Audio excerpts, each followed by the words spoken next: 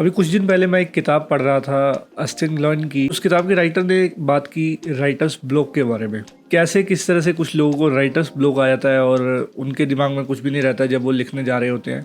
सारे के सारे थॉट्स एकदम से गायब हो जाते हैं, उनकी जो क्रिएटिव शक्तियाँ वो एकदम से सारी की सारी छुप जाती है। ठीक उसी तरह से क्रिएटिव ब्लॉक भी होता है। सबसे पहले क्रिएटिव ब्लॉक को समझते हैं। क्रिएटिव ब्लॉक एक ऐसी डेफिनेशन है या मिथ है, यूँ कहें कि जिससे एक आर्टिस्ट को लगता है कि उसकी जो क्रिएटिव शक्तियाँ हैं, जो मान लो आप फोटोग्राफर हैं तो फ़ोटोज़ खींचते हैं अच्छी अच्छी, तो आपकी सारी क्रिएटिव शक्तियाँ गायब हो गई। आपको कई बार ऐसा लगा होगा कि यार क्या शॉट लूँ मैं, कौन सा एंगल सेट करूँ कैमरा का, फ्रेमिंग किस तरह से करूँ, पोजिंग कैसे दूँ, लाइट किस तरह से सेट करूँ। इस तरह की आपकी थॉट्स दिमाग में कई बार आए होंगे, या कभी कभी कुछ भी ऐसे थॉट्स आए होंगे कि यार क्या ही क्लिक करूँ। आपके पास में हज़ारों सब्जेक्ट्स होंगे आपके चारों तरफ हज़ारों शॉट्स मिस कर दिए होंगे आपने, लेकिन आपका दिमाग उस तरह से काम नहीं कर रहा होगा कि आप कुछ अच्छे शॉट्स कैप्चर कर सके। तो उसी को ही क्रिएटिव ब्लॉक कहा गया है। बट क्या ये एक्चुअल में होता है या फिर ये सिर्फ एक मिथ है? जो राइटर की मैंने बुक पढ़ी थी, अस्टिन लॉन की जो शो योर वर्क बुक थी, उसमें तो ये कहा गया है कि राइटर ब्लॉक एक मिथ है। सेथ गोडिन जो कि बहुत बड़े ब्लॉगर है, राइटर है, उनकी बुक्स मैं बहुत बार पढ़ चुका हूँ। इंटरनेट पर उन्होंने एक आर्टिकल लिखा था, उन्होंने भी यही चीज़ कही थी कि ये एक सिर्फ और सिर्फ मिथ है। मैं आपको एग्जांपल देता हूँ कि क्रिएटिव ब्लॉक जैसी चीज़ आती क्यों है। आपने कोई एक इमेज क्रिएट की, आपके हिसाब से वो इमेज सबसे बेस्ट थी। आप इंटरनेट पर गए, आपने उस इमेज को पोस्ट किया, उसके बाद में आपने और इमेजेस देखनी चालू की। आपके सामने आए फोटोग्राफर्स जो कि आपसे कई साल पहले से काम कर रहे हैं और कई साल पहले से चीज़ों को जानते हैं और आपसे उम्र में भी काफ़ी बड़े हैं, लाइफ के एक्सपीरियंसेस आप से ज़्यादा है उनके। सो उनकी फ़ोटोज़ को देखकर आपने अपने काम को रेटिंग देनी चालू कर दी। आपको लगा कि आपका काम उतना अच्छा नहीं है, बट एक्चुअल में आपको जितनी नॉलेज थी, आप जितने इंस्पायर्ड थे चीज़ से, उसके हिसाब से सबसे बेस्ट काम दिया। सो उस केस में क्या होता है, आप अगला काम करने से थोड़ा सा डर जाते हैं, थोड़ा घबराते हैं, क्योंकि आपको लगता है कि अगर आप काम करेंगे तो आप उतना बेहतर परफॉर्म नहीं कर पाएंगे जितना बेहतर और लोग काम कर रहे हैं। तो इस चीज़ को दूर करने के लिए सिर्फ और सिर्फ काम में ध्यान लगाना ही एकमात्र तरीका है। बहुत लोगों के मन में डर है दूसरे लोगों का कि अगर वो अपना काम दिखाएंगे किसी को तो सामने वाला उनके बारे में क्या सोचेगा, और इस डर की वजह से वो कुछ भी काम करने से पहले 10 बार सोचते हैं और वो सोचने के चक्कर में ही उनको क्रिएटिव ब्लॉक आ जाता है।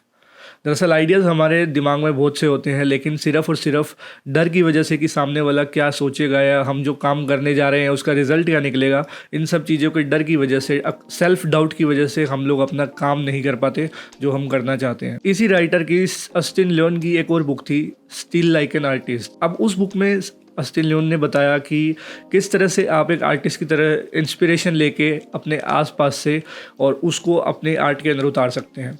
फिर चाहे आप म्यूजिशियन हो, फोटोग्राफर हो, सिनेमाटोग्राफर हो, कोई पेंटर हो, बुक लिखते हो, किसी भी तरह का क्रिएटिव काम करते हो या कुछ भी क्रिएट करते हो, उस केस में आप अपने आसपास से इंस्पिरेशंस ले सकते हैं और अपना जो क्रिएटिव ब्लॉक करके चीज़ है उसको हटा सकते हैं। अब वो इंस्पिरेशन लेने के बहुत सारे तरीके हो सकते हैं। मैं आपको 4 उन तरीकों के बारे में बताऊंगा जो आप एज अ फोटोग्राफर इंस्पिरेशन ले सकते हैं अपने आसपास से, और मेरे लिए वो काम कर चुके हैं। और ट्रस्ट मी, मैं बार बार उन तरीकों पर जाता हूँ जब भी कुछ मेरे माइंड में ऐसी चीज़ आती है कि यार कुछ करने का अभी मन नहीं कर रहा है। हाँ, हो सकता है मैं सेल्फ डाउट में भी कई बार काम ना कर सकूं, लेकिन बहुत सारी बार ऐसे केसेस भी है कि मैं खुद इंस्पायर्ड नहीं था काम करने के लिए, मेरे माइंड के अंदर ही कुछ नहीं था। तो उस केस में मैंने क्या किया, इंस्पिरेशन ली दूसरी जगहों से। स्टिल लाइक एन आर्टिस्ट में एक और चीज़ कही गई है कि कोई भी आर्ट इस दुनिया में ओरिजिनल नहीं है, सब लोग कहीं ना कहीं से इंस्पिरेशन लेकर ही बना रहे हैं। फिर चाहे कुछ लोग नेचर से इंस्पिरेशन लेते हों, किसी की बातों से इंस्पिरेशन लेते हों। मैं आपको एक और थ्योरी बताता हूँ।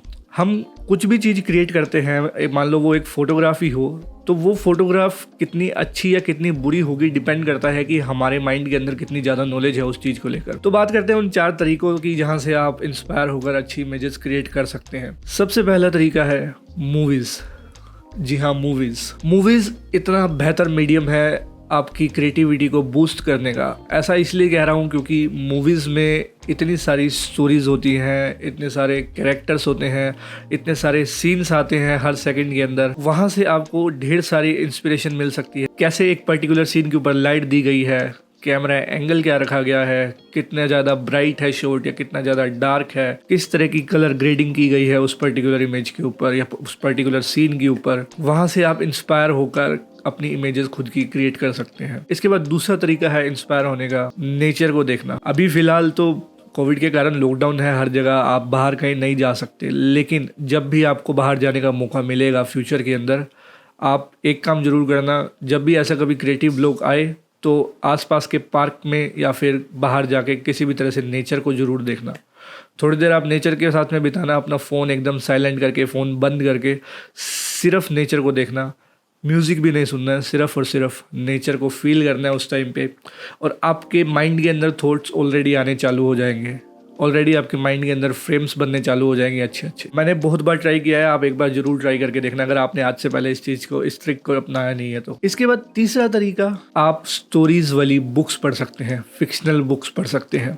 अब ऐसा ज़रूरी नहीं है कि आपको बहुत बड़ी बड़ी नॉवेल्स पढ़नी है, बहुत मोटी मोटी नॉवेल्स पढ़नी है, और ऐसा भी ज़रूरी नहीं है कि आपको सिर्फ और सिर्फ इंग्लिश में ही पढ़नी है। आप अपनी खुद की लैंग्वेजेस की स्टोरी बुक्स पढ़ सकते हैं, बच्चों की स्टोरी बुक्स पढ़ सकते हैं। स्टोरी बुक्स पढ़ने से क्या होता है, आपका माइंड तेज़ी से चलने लग जाता है उस स्टोरी के अराउंड इमेजेस क्रिएट करने के लिए। आप कभी भी कुछ स्टोरी पढ़ते हैं, कुछ करेक्टर का डिस्क्रिप्शन पढ़ते हैं, उसमें जब बताया जाता है कि करेक्टर ऐसा दिखता है, ऐसा आता है करेक्टर, या फिर सीन कुछ बताया जाता है, तो आपका माइंड उसको इमेजिन करने चालू कर देता है। तो वो जब माइंड इमेजिन करना चालू करता है तो इमेजेस बननी चालू हो जाती हैं। अब उस इमेजेस को अगर आप इमेजिन करके और अपने काम के अंदर उतार देंगे, अपनी खुद की आर्ट क्रिएट करने के अंदर उतार देंगे, तो आई एम श्योर कि आपको रिजल्ट्स काफ़ी अच्छे मिलने वाले हैं। इसके बाद स्टोरीज़ के साथ साथ एक और चीज़ जो आप कर सकते हैं इंस्पिरेशन लेने के लिए, वो है मूवीज़ की स्क्रिप्ट पढ़ना। अब आप कहोगे मूवीज़ की स्क्रिप्ट कहाँ से अवेलेबल होगी, तो उसके लिए मैं आपको एक वेबसाइट लिंक में दे दूँगा, या फिर आपको मैं दिखा भी दूँगा। वेबसाइट अभी आ रही होगी आपके सामने लिंक में।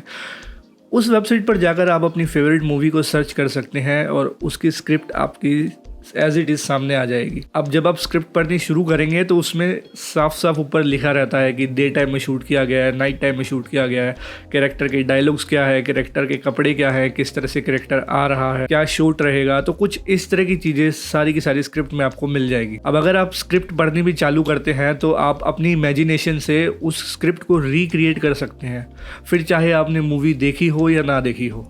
लेकिन आप वीडियो नहीं बनाएंगे, आप फ़ोटोज़ खींचेंगे। और सोचो, सिर्फ फ़ोटोज़ खींचने से ही अगर आप उस स्क्रिप्ट को रिक्रिएट करते हैं तो आप कितने अच्छे आर्टिस्ट कहलाएंगे। फॉर एग्जांपल, आजकल मैं हॉरर मूवीज़ बहुत देख रहा हूँ, और जब मैं हॉरर मूवीज़ की स्क्रिप्ट पढ़ता हूँ और मूवीज़ देखता हूँ तो दोनों में ज़मीन आसमान का अंतर है। स्क्रिप्ट जब मैं पढ़ता हूँ तो मैं अपने हिसाब से इमेजिन करता हूँ उस मूवी के सीन को, लेकिन जब मैं एक्चुअल मूवी देखता हूँ तो वो जो डायरेक्टर है उसने जिस तरह से इमेजिन किया होता है उस सीन को, उस तरह से वहाँ पे शो होता है। तो दोनों की क्रिएटिविटी में डिफरेंस आ जाता है यहाँ पे। उसकी क्रिएटिविटी थोड़ी अलग लेवल पर है, मेरी थोड़ी अलग लेवल पर है, मैं अभी सीख रहा हूँ यहाँ पे। तो मेरे हिसाब से जो शॉट बन सकता है मैं वो ट्राई करता हूँ शॉट क्रिएट करने का, सिर्फ और सिर्फ उस स्क्रिप्ट के थ्रू। आप हो सकता है मुझसे ज़्यादा बेहतर जानते हो, या आप हो सकता है अभी सीख रहे हो उस चीज़ को, तो आप भी स्क्रिप्ट को पढ़ के ट्राई कर सकते हैं डिफरेंट शॉट्स। और ज़रूरी नहीं है कि एज इट इज़ स्क्रिप्ट के साथ में जो स्क्रिप्ट में लिखा हुआ है एज इट इज़ रिक्रिएट करना है। बहुत सारे टाइम में हमारे पास में कुछ चीज़ें अवेलेबल नहीं होती है, बट यस, आप कोशिश ज़रूर कर सकते हैं स्क्रिप्ट में लिखा हुआ है उसका एटलीस्ट 10 to 20% चीज़ को फॉलो करने के लिए। 4 चीज़ें हैं जो आपको इंस्पायर करेंगी क्रिएटिव ब्लॉक को भगाने के लिए। और इससे पहले क्रिएटिव ब्लॉक आए, आप काम करना चालू कर दीजिए।